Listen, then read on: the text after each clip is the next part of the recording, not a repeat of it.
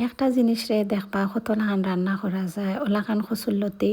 তো যেটারে আমরা লতা হই তো লতা দেখবা শুটকি দিয়ে খাইতেও ভালো লাগে আবার মাছ দিয়ে খাইতে চিংড়ি দিয়ে খাইতে আবার টক দিয়ে রান্না করলে খাইতেও ভালো লাগে তো আজকে আমি আপনারা লগে শেয়ার করলাম লতা টক দিয়ে রান্নার রেসিপি লতা দিয়া টেঙ্গা রান্না করিয়া সিলেটের অনেক জায়গার মানুষে খায় না আবার অনেক জায়গার মানুষে খায় না তো আমার পার্সোনাল অভিজ্ঞতা তাকিয়া একটা জিনিস শেয়ার করিয়ার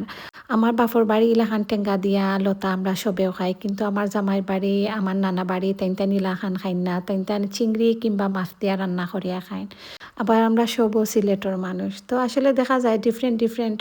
জিনিস অনেকে ডিফারেন্ট ডিফারেন্ট করিয়া রান্না করিয়া খায় তো টেঙ্গা দিয়া লতা রান্না করার লাগি ফলেও আমি রসুন আর পেঁয়াজ বালা করে বাজিয়ে নিছি পরে জাস্ট হলুদ আর মরিচ দিয়া মশলা কষাইয়া নিলাম মশলা বালা করে বাজ হয়ে গেলে এখন এখানেও দিলাইছি লতা আর লতাগুলা ক্লিন করা লাগে না প্যাকেটও ক্লিনও থাকে আর রান্না করলে খুব সুন্দর করিয়া সিদ্ধ হয় এখন আমি পরিমাণ মতো পানি দিলাইমু লতা সিদ্ধ করার লাগি ফার্স্ট থাকি 10 মিনিট জাল দিলাইলেও লতা সিদ্ধ হয়ে যাব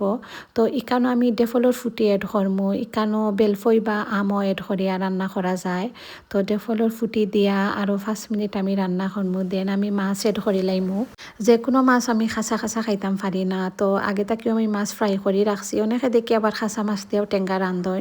এটা আসলে ডিপেন্ড করে যার যার খাওয়ার উপরে যে সে কিলাখান খাইতে বালা পায় তো লতা কিন্তু চিংড়ি দিয়া খাইতে বেশি ভালো লাগে আমার কয়েকদিন তাকে অ্যালার্জি প্রবলেম করে যার লাগে আমি চিংড়িটা স্কিপ করছি তো মাছ দিয়ে এখন আমি ধনিয়া পাতা দিলাইলাম অনেকের কাছে হয়তো এটা একটু ডিফারেন্ট লাগতে পারে যে লতা দিয়া টক রান্না আবার অনেকে হয়তো ইলাখান খাইয়া থাকেন তো আজকের রেসিপি খেয়ে ট্রাই করছেন অবশ্যই কমেন্ট করিয়া জানাই।